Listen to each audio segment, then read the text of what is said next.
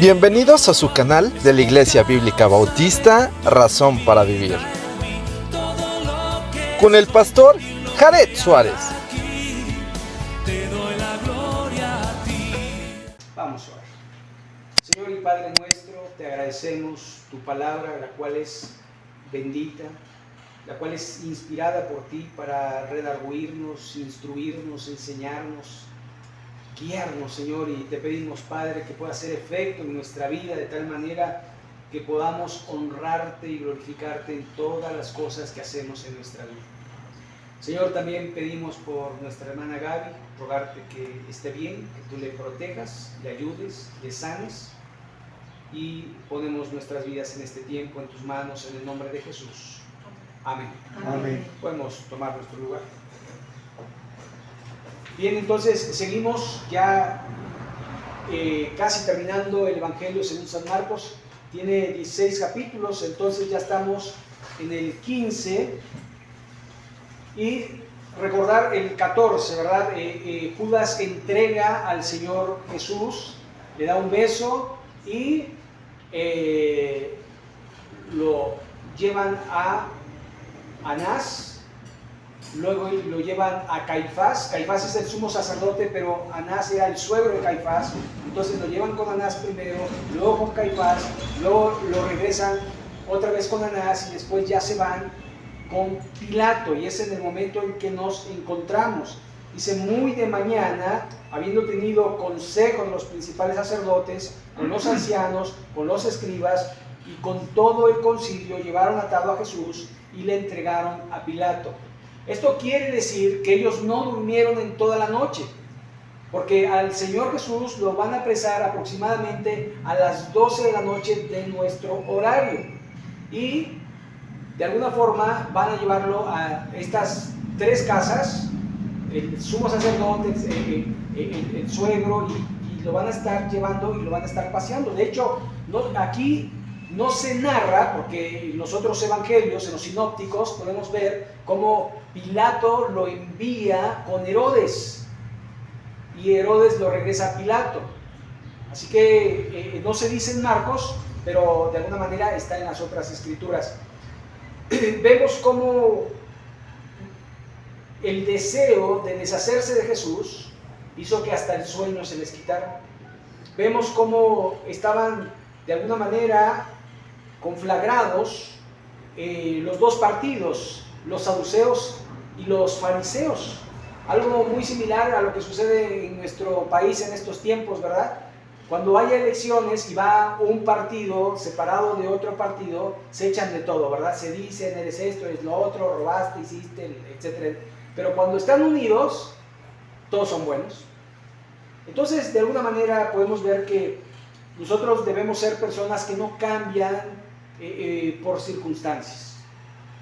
De hecho, los cristianos debemos ser cristianos siempre. No cuando hay aflicción, Señor, y cuando hay abundancia, ahí te ve, Señor. No, debemos ser cristianos siempre. Verso 2. Pilato le preguntó, ¿eres tú el rey de los judíos? Respondiendo él, le dijo, tú lo dices. ¿Sabe? Las acusaciones de los fariseos y de los saduceos del concilio era no por blasfemia, que era la situación por la que ellos le habían condenado. Blasfemia, se rompieron los vestidos y dijeron, ¿por qué otra cosa hemos de condenar? Merece la muerte. Entonces lo llevan con Pilato y obviamente no le dicen, este hombre blasfemó, porque si lo dicen, bueno, pues júzguenlo de ustedes. Pero ellos dicen, no, es que no podemos darle muerte a un hombre, sino solo el Imperio Romano. ¿Sí me explico? Ahora, esta profecía que el Señor Jesucristo había dicho en Marcos 10 se cumple, porque el Señor Jesucristo dice que iba a ser entregado a los sacerdotes y después iba a ser entregado a los gentiles y ellos le darían la muerte. Entonces, todo se va cumpliendo según lo profetizado, lo dicho por el Señor. Ahora, la respuesta de Jesús cuando le dice, tú eres el rey, es que la acusación era, este se hace rey. Era traición al César, porque nadie podía ponerse como rey. Pero entonces le pregunta, ¿tú eres el rey? Porque al acusado, de alguna manera, se le permitía defenderse. Entonces venían los acusadores, decían la causa por lo cual lo estaban acusando y después se esperaba que el acusado se defendiera. Jesús no se defiende y esto sorprende mucho a Pilato. ¿Por qué? Porque Jesús lo que estaba haciendo era cumplir la profecía de Isaías 53, enmudeció, no abrió su boca, como cordero fue llevado al matadero. Y era lo que estaba haciendo nuestro Señor, de alguna manera cumpliendo la palabra de nuestro Dios. Verso 3, y los principales sacerdotes le acusaban mucho. ¿De qué le acusaban? Bueno, pues puras mentiras. Eran falsos testigos. Y decían, es que dijo que iba a derribar el templo, es que dijo. Y hablaba, es que también dijo que no debían pagarse los impuestos al César, cuando Jesús había dicho, dar a César lo que es de César y a Dios lo que es de Dios. Pero ellos decían cosas para, de alguna manera, llevarlo al juicio, ¿verdad? Verso 4. Otra vez le preguntó Pilato, diciendo, ¿nada respondes? Mira de cuántas cosas te acusan, defiéndete.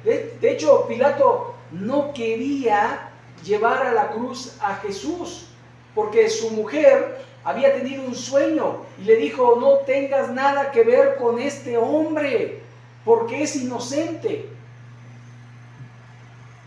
Y además Pilato sabía que le habían entregado por envidia. Y de alguna forma, Pilato quería que Jesús le ayudara. Entonces le dice, ayúdame a que te suelte. Pero Jesús estaba dispuesto a beber la copa que el Padre le había dado y de alguna manera estaba dispuesto a morir por los pecadores. Estaba dispuesto a morir por Pilato, por los sacerdotes. Estaba dispuesto a morir por todos los pecadores. Tan así que lo vemos en la cruz, salvando a uno de esos malhechores. Verso 5. Mas Jesús ni aún con eso respondió, de modo que Pilato se maravillaba. Verso 6. Ahora bien, en el día de la fiesta soltaba un preso, cualquiera que le pidiesen. La fiesta se refiere a la Pascua. Entonces soltaban un preso para congraciarse con el pueblo. Obviamente trataban de sacar a un preso, pues más o menos que había cumplido una condena, un preso que no fuera peligroso, ¿verdad? Pero dice el escritor del Evangelio, el evangelista dice, había uno que se llamaba Barrabás. ¿Sabe por qué Barrabás?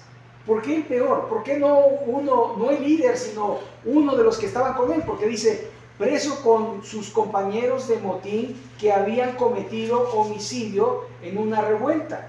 Y también nos dicen los otros evangelios que Barrabás era ladrón. Entonces, Jesús, por un homicida, ladrón, sedicioso, y viendo la multitud, comenzó a pedir que se hiciese como siempre les había hecho. Es decir, suéltanos un preso, suéltanos un preso. ¿Sabe? Pilato buscó al peor, como diciendo, les voy a dar al peor, a ver si quieren al peor o quieren a Jesús. Y Pilato les respondió, ¿qué queréis? ¿Que os suelte al rey de los judíos? O sea, ¿que suelte a Jesús? Porque conocía que por envidia le habían entregado los principales sacerdotes. Mas los principales sacerdotes incitaron a la multitud para que le soltase más bien a Barrabás. ¿Sabe? Esta historia es conocida porque en nuestro México hemos visto cómo líderes religiosos han incitado al pueblo para linchar a gente, para matar a gente. Tenemos el caso de Canoa, ¿verdad? Y muchos otros. De alguna forma, los líderes religiosos no estamos para incitar a la gente. No estamos para decirle tenemos que ir aquí, tenemos que ir allá. No. El propósito de los líderes está en Efesios 4:11. Y él mismo puso apóstoles, profetas, pastores y maestros, para la edificación del cuerpo de Cristo, a fin, ¿verdad?, de que sean ellos también líderes y que puedan hacer la misma obra que hicieron los demás. Entonces, no está para incitar. Yo he visto, por ejemplo, también que los pastores luego le dicen a la congregación por quién tienen que votar. Voten por este porque nos va a ir mal si votan por... No, voten por el que usted quiera. Vote por el que usted crea, si es del PRI, del PAN, del Morena, de Convergencia, del que sea, usted vote. Lo que tiene que hacer es cumplir con su deber ciudadano, votar. Pero ¿sabe qué? Yo sigo creyendo que Dios sigue poniendo a los reyes de la tierra. Dios quita y pone reyes. Y sabe, muchas veces el pueblo tiene los gobernantes que se merece, porque los gobernantes definitivamente representan lo que es el pueblo. Así que si tenemos gobernantes malos, es porque el pueblo es malo. Si tenemos gobernantes honestos, es porque el pueblo es honesto. ¿Sabe? Al final, todos los gobernantes son parte del pueblo. Y de alguna manera tenemos que entender que la gente necesita a Cristo, el pueblo necesita a Cristo. Y sin Cristo, aunque tengamos el mejor gobernante del mundo,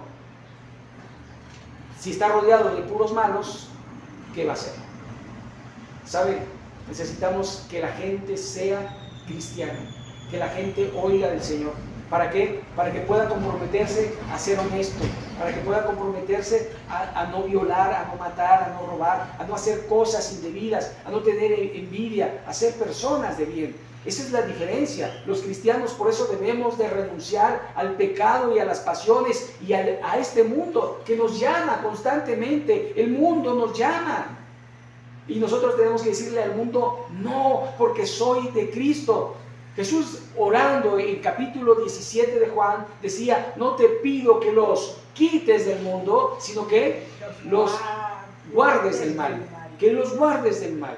Así que nosotros necesitamos de alguna manera guardarnos del mal. ¿Y sabe? ¿El mundo qué quiere? ¿Qué es el mundo? El mundo es vicio, el mundo es malas palabras, el mundo es modas, el mundo es envidia, el mundo es desobediencia, el mundo es... Nosotros no somos de este mundo. Somos llamados a ser santos. Y eso es lo que va a hacer la diferencia en este mundo. ¿Sabe? Tenemos un ejemplo, por ejemplo, El Salvador, el país. Un hombre cristiano gobernando, rodeado de cristianos. Tenemos un Salvador que está saliendo adelante. Yo no sé cuánto tiempo va a durar, porque la tendencia del ser humano es hacia la corrupción, porque la corrupción está dentro del ser humano. Y si Dios no hace la obra de santidad, pues nadie va a poder hacer buenas obras. Así que Estados Unidos, en su tiempo, tenían principios cristianos. Fueron dejando esos principios y ahora vemos en Estados Unidos, no sé qué en México, pero en Estados Unidos vemos iglesias donde hay pastora y la esposa de la pastora. Así que tenemos una sociedad que cada vez se va corrompiendo y que de alguna manera va dejando los principios bíblicos para seguir los principios del mundo y se va adaptando. Pero la Biblia dice, no os conforméis a este mundo. Así que es el mandato de Dios. Así que ahí tenemos a estos hombres que por envidia, ¿verdad?, habían entregado a los principales sacerdotes, pero dice, los principales incitaron a la multitud para que soltase más bien al malo, a Barrabás. Respondiendo Pilato les dijo otra vez, ¿qué queréis que haga del que llamáis rey de los judíos? Y ellos volvieron a dar voces. Y acá yo creo que hasta Pilato se ha de haber espantado, porque ve signos de admiración. No fue crucifícale, fue crucifícale. ¿Sabe? Había un odio ya ahí, ya la gente estaba enojada y querían ver muerto a Jesús. Ahora, si se da cuenta y si recuerda, el capítulo 15 empieza con muy de mañana. Es decir, los sacerdotes y todos su comité, todos sus seguidores, estaban con ellos. El pueblo no. El pueblo estaba durmiendo. El pueblo no estaba ni siquiera enterado de lo que estos estaban haciendo. Así que muchos ni siquiera sabían qué había pasado. Algunos de los discípulos de Jesús habían ido a ver qué iba a pasar con Jesús, pero la mayoría estaba ignorante de lo que estaba sucediendo. Verso 14, Pilato les decía, pues qué mal ha hecho para merecer la muerte. Pero ellos gritaban aún más, crucifícalo. O sea, no nos importa si es bueno, no nos importa si sanó, no nos importa si hizo milagros, no nos importa si dio vista a los ciegos, no nos importa si a los leprosos los sanó, no nos importa nada de lo bueno que haya hecho esta persona, porque la fama de Jesús de alguna manera era notoria en Jerusalén, en todo Israel y hasta fuera de Israel. Pero no querían más que la muerte de este hombre inocente, pues qué mal ha hecho. Pero ellos gritaban aún más, crucifícale. Estaban desbordados de emoción por ver a Jesús muerto. Y Pilato, queriendo satisfacer al pueblo, le soltó a Barrabás. ¿Sabe? Cuando hacemos las cosas por presión, por agradar a los demás. Pilato quiso agradar al pueblo. Nosotros, ¿a quién queremos agradar? A veces queremos agradar a las amistades, a veces queremos agradar a cierto grupo, a nuestra familia, queremos agradar. Pero realmente nosotros debemos de tener en nuestra mente querer agradar a Dios. ¿Sabe? Tómate una para que me agrades. Fúmate esto para que me agrades. Vamos aquí para que me agrades. Si eres mi amigo, haz esto o haz aquello. No. Yo soy hijo de Dios y quiero agradar a Dios. Aunque tú no creas que Él me ve, Él nos está viendo siempre. Pilato, queriendo satisfacer al pueblo, le soltó a Barrabás y entregó a Jesús después de azotarle. ¿Sabe? Los otros dos malhechores no fueron azotados a la cruz, solo Jesús. ¿Por qué? Porque Pilato se había ingeniado un plan y había dicho, ahorita lo azoto, lo ven todo desangrado y van a querer soltarlo. Pero le salió mal, porque no era el plan de Pilato, sino era el plan de Dios. ¿Sabe? Se cumpliría cada una de las profecías que se había dicho acerca de Jesús. Después de azotarle, 40 menos 1, 39 azotes, con un látigo que le llamaban flagellum, o le llamaban el látigo del gato, que de alguna manera tenía 9 hilos con incrustaciones de acero. Y no era donde decían, a ver, vamos a hacerle en la espaldita. No, era donde cayera, eran 2. Y se turnaban 1, 2, 1, 2. Y donde cayera. Si le caía en la cara, si le caía en los brazos, en las manos, iba desgarrando, iba desangrando el cuerpo de nuestro Señor.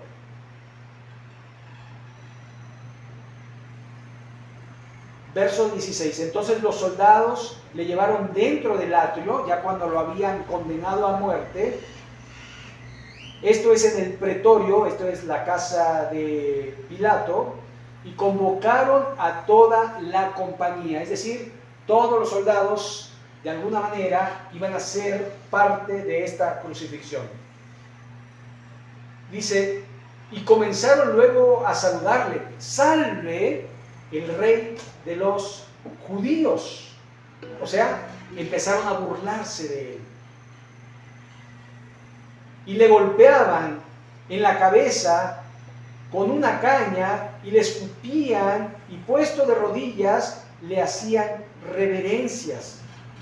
Después de haberle escarnecido, le mudaron la púrpura, le hicieron sus propios vestidos y le sacaron para crucificarle. Pero si vemos de alguna forma en otros evangelios, Jesús ya le habían puesto una corona de espinos. Y le golpeaban la cabeza precisamente para que esa corona se encajara más. Se ensañaron con el Señor. Lo maravilloso de esto es que Jesús no respondió absolutamente nada. Nada. No decía, ¿por qué me golpean? No decía nada. ¿Sabe? Cuando nosotros nos agreden, no nos golpean, nos agreden con una palabra, con una acción. ¿Qué hacemos? ¿Cómo reaccionamos? Y eso es algo que tenemos que aprender de nuestro Señor Jesucristo, y una de las cosas que tenemos que hacer es enmudecer. Dice Santiago que nosotros debemos de ser prontos para oír, tardos para irarnos, porque en la ira del hombre no obra la justicia de Dios. Y cuando somos agredidos, inmediatamente nuestras emociones florecen y reaccionamos. ¿Y qué me dijiste? Y esto y aquí. Y queremos con violencia resolver las cosas. Proverbio 15:1 dice: la blanda respuesta aplaca la ira, mas la palabra áspera hace subir el furor. Así que nosotros tenemos que aprender ser mansos y humildes de corazón como lo era Jesús. Aprender a someter nuestras emociones, a pensar antes de actuar, y cuando actuemos, hacerlo para la gloria de nuestro Dios. ¿Qué harías tú si te golpearan la cabeza con una caña? ¿Qué harías si te escupieran? ¿Qué harías si se burlaran de ti, aun cuando fueres inocente? ¿Qué harías?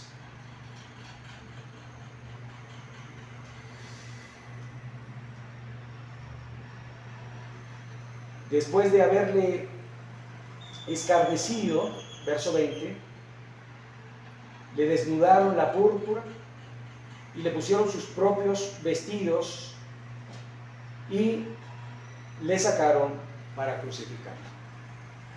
¿Sabe? Aquí hay otro tormento.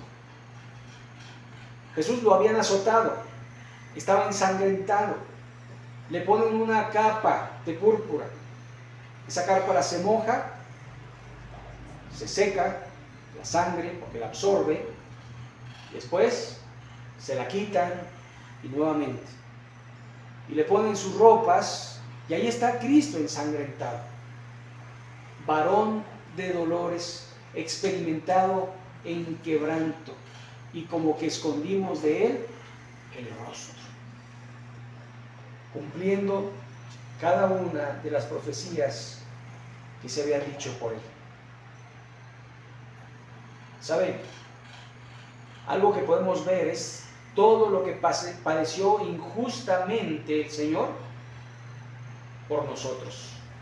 El justo por los injustos para llevarnos a Dios. Así que de alguna manera algo que tenemos que valorar es lo que Cristo hizo por nosotros, los pecadores. Porque nadie merecía la salvación, nadie merecía que Jesús muriera por uno, pero lo hizo por amor. Porque Él quiere darnos una mejor vida, porque Él quiere evitarnos la paga del pecado, que la paga del pecado es la muerte eterna, la separación de Dios con el hombre. Así que valoremos lo que Él hace por nosotros, lo que Él hizo por nosotros, y demos testimonio de que somos hijos de Dios donde quiera que vayamos, y honremos y glorifiquemos su sacrificio, porque Él es digno de alabanza y Él es digno de que nosotros vivamos alejados del mundo, porque el mundo pasa y sus deseos, pero el que hace la voluntad de Dios permanece para siempre. Vamos a orar, les invito a ponernos en pie para terminar orando así a nuestro Dios. Bendito Padre Celestial, te agradecemos por la vida de nuestro Señor Jesucristo, porque Él renunció a sus deseos para vivir por tus deseos. Gracias porque por su muerte nosotros vivimos. Él padeció nuestros dolores. El castigo de nuestra paz fue sobre Él y por su llaga hemos sido curados. Bendito sea, Señor. Ayúdanos a valorar ese sacrificio para vivir la vida cristiana que quieres que vivamos, alejados del mundo, para hacer tu voluntad y no la voluntad nuestra. Gracias, Señor, porque eres bueno, porque para siempre es tu misericordia. Bendice a mis hermanos, protégelos del mal, del maligno, y ayúdanos a hacer luz y a dar testimonio de que somos hijos tuyos, salvados por el precioso sacrificio de nuestro Señor y Salvador. Y en su nombre, en el nombre de Cristo Jesús. Amén.